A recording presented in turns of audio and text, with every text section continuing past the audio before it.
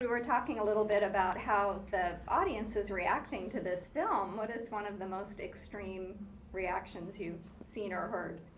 My favorite is like the audible yelling, like, no, oh hell no. I mean, that's my favorite. I experienced that.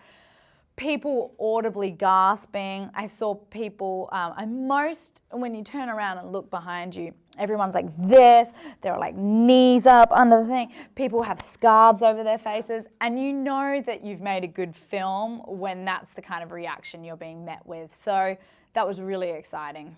Now, as an actor, how much of that can you anticipate when you read a script for something like this? Does it actually, you have to have sort of this gut visceral reaction in order to take it and know that it's going to be scary?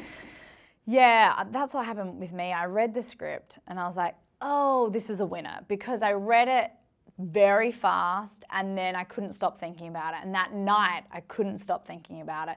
So I knew it had all the right ingredients to be a special horror film. And in particular, what I was drawn to was the fact that the story surrounding this family was very rich in character, and it was layered, and they're vulnerable and regular people, which I loved. And you don't usually see that in a genre film. And for me, I was like, that's what makes this all work, because you're rooting for the characters, you want them to be okay, and you believe what's happening to them is real. Yeah, it doesn't feel like it's a forced, strong female empowering movie, but, That's right. But it is. Now, can you tell us a little bit about your character, who you play, and what she goes through?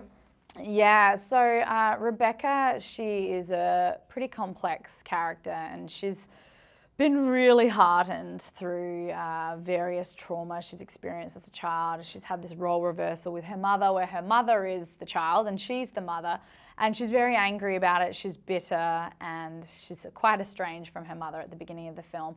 And then she realizes that her little brother is now having to navigate through all the trauma that she had to as a child. So she swoops on in and tries to save him from that. And what I love is you see this arc that she goes on. At the beginning of the film, she's so angry and guarded. And then by the end of the movie, she's blossomed into this warm person who loves her mum and forgives her mum, and she cares about her brother. And I think there's probably a healing that goes on for her, and she's healed that inner child within. Now, for those who saw and loved the short film, which is what got the attention of James Wan and the studio and everybody who wanted to produce this, how would you describe the movie, like from a springboard from the short to the film? I think the springboard actually works quite well. It's very seamless, because it's just this simple premise. We're afraid of the dark, and that's just our primal instinctual fear.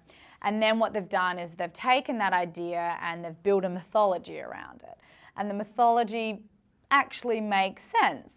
And so then you have characters that you actually care about, and then you have this fully realized movie that works and people are reacting to and having such positive, we've had such positive feedback. Yes, and nobody's sleeping. And nobody, yeah, the electricity bills are way up there. Right.